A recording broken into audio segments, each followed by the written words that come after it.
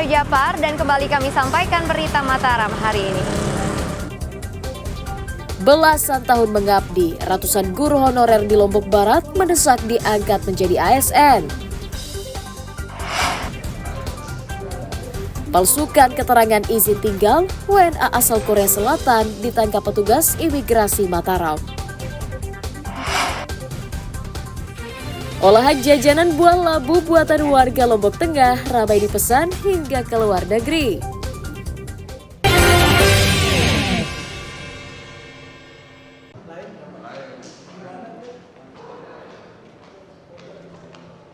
Wisatawan asal Korea Selatan berinisial GMB 59 tahun diringkus petugas kantor imigrasi kelas 1 Mataram karena diduga memalsukan izin selama tinggal di Indonesia.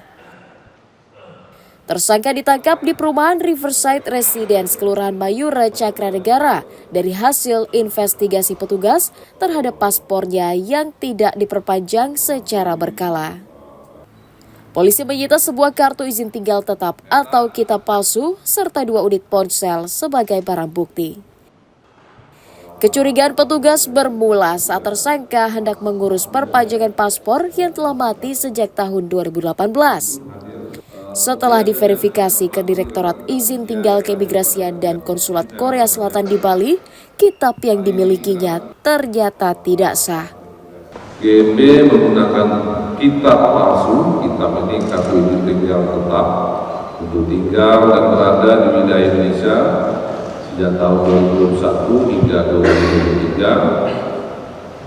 2023. Sebelum akhirnya diamankan oleh petugas imigrasi pada 24 November 2023 di Riverside Residence, Kecamatan Mayura, Kota Mataram.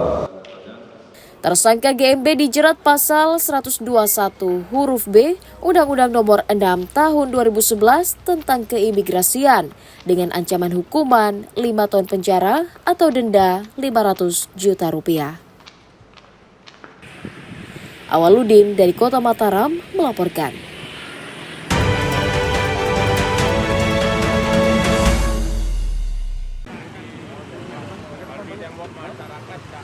Satgas Pengawas Pemilu bersama penegak hukum Kota Mataram terus menggencarkan pencopotan atribut kampanye partai politik dan calon legislator yang menyalahi aturan.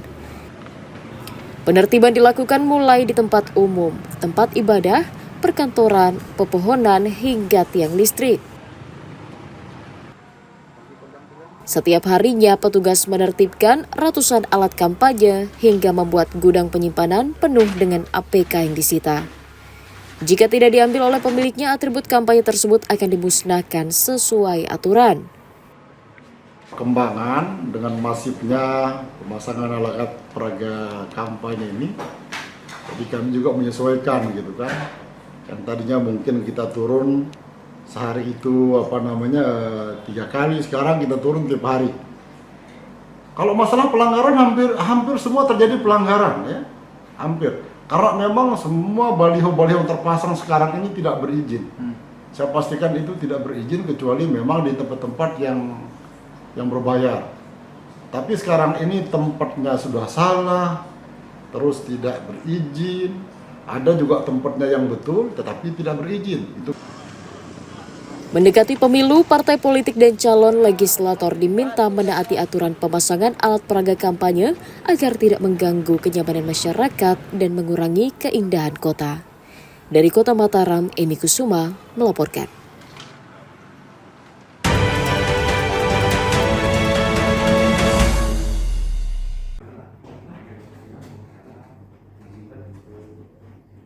Kejaksaan Negeri Lombok Timur memastikan berkas perkara dugaan pelanggaran tindak pidana pemilu yang melibatkan seorang kepala desa di Kecamatan Sikur siap dilimpahkan ke pengadilan. Hal itu berdasarkan hasil pemeriksaan terlapor dan sejumlah saksi yang menguatkan Kades berinisial LS melanggar aturan pemilu. LS membagikan sembako milik seorang calon legislator kepada warganya. Ada perkara tindak pidana pemilu yang sudah kami nyatakan lengkap berkasnya, sudah dilakukan penyidikan oleh polisi, kami sudah nyatakan lengkap dan sudah dilaksanakan tahap 2. Tahap 2 itu artinya penyerahan tersangka dan barang bukti oleh penyidik ke Kejaksaan Negeri Lombok Timur. Dalam hal ini diterima oleh Jaksa Penuntut Umum, dilakukan kemarin tanggal 23 Januari 2024. LS terancam hukuman 1 tahun penjara atau denda 12 juta rupiah.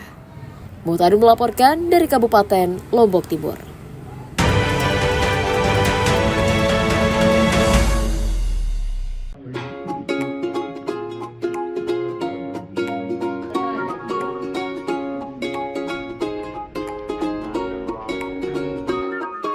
Puluhan ibu rumah tangga Dusun Gontoran, Desa Batu Tulis, Kecamatan Jonggat, Kabupaten Lombok Tengah, sukses mengolah buah labu menjadi aneka jajanan bernilai ekonomis. Kreativitas warga berawal dari melimpahnya bahan baku labu di desa mereka.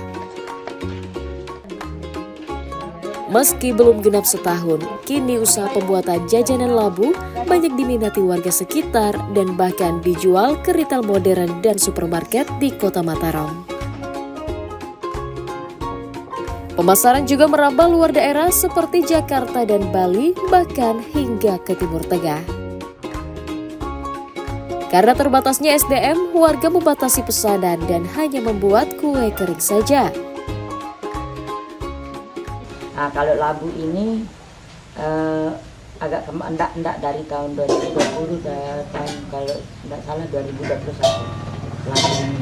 Nah, kalau labu ini kan kita lihat juga labu kan dia labu ini murah dan cepat kita dapatkan. Nah, akhirnya kita juga coba-coba ini. Setelah kita coba-coba lagi kita diberi pelatihan sama konsorsium Adara sama LBH Apik itu yang kasih kita pelatihan, dan pemasarannya, pengemasannya juga kita diberi pelatihan. Jajanan buah labu dibuat dalam bentuk kemasan plastik transparan dan dijual Rp11.000 per kemasan. Usaha mengolah jajanan buah labu menjadi salah satu upaya warga untuk menambah penghasilan sekaligus membantu meningkatkan ekonomi keluarga mereka. Lukmanul Hakim melaporkan dari Kabupaten Lombok Tengah.